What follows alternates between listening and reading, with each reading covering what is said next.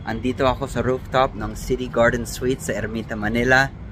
Dito ang kwarto ng isang kapatid ko, bonggang-bongga. Ipapakita ko sa inyo. Dito ako sa balcony.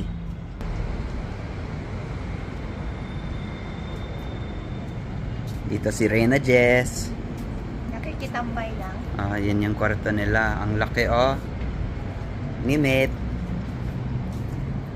Ito ang kapatid ko at ang partner niya. Aba, sana all. Siyempre, andito si Amboy sa Pinas. At ito ang view natin.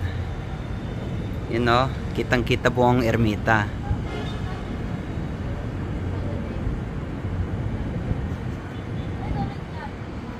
Yan yung dagat. Yan o, grabe. Masarap talaga magtambay. Mahangin dito.